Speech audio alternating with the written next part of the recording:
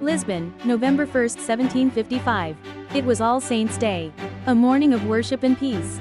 The city of 200,000 souls was alive with prayer.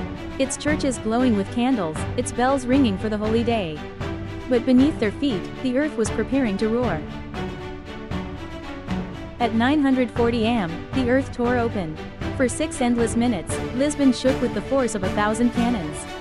Walls split, towers fell, and cathedrals filled with worshippers collapsed in seconds.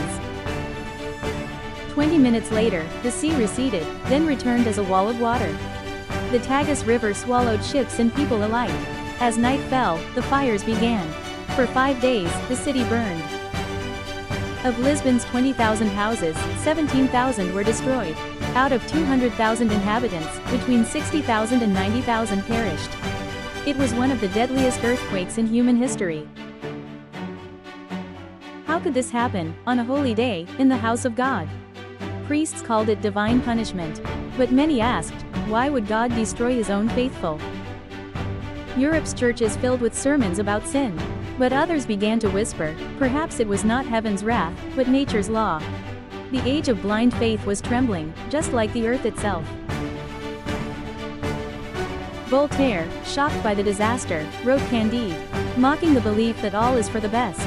He asked, if this is the best of all possible worlds, what then are the others like? Jean-Jacques Rousseau replied, man built his own tombs. If we had lived in harmony with nature, fewer would have died. Thus began the debate between faith, reason, and human hubris. Prime Minister Sebastião de Pombal took control. When asked what to do, he said, bury the dead and feed the living. Then he rebuilt the city. Not with prayer, but with measurement. He introduced one of the world's first grid-based city plans. Engineers built earthquake-resistant buildings the Pombaline style. Soldiers even tested models by marching around them to simulate tremors. After this day, Lisbon became the starting point of modern urban planning and seismology. The quake's shockwaves reached far beyond Portugal. In Britain, it fueled scientific studies of the earth. In France, it sparked the Enlightenment's rebellion against blind faith. In Germany, theologians struggled to explain God's justice. In every corner of Europe, minds began to change. Lisbon rose again, built on science, guided by reason. The 1755 earthquake destroyed a city, but awakened a continent. It was not only the ground that moved, but the foundations of faith, thought, and civilization.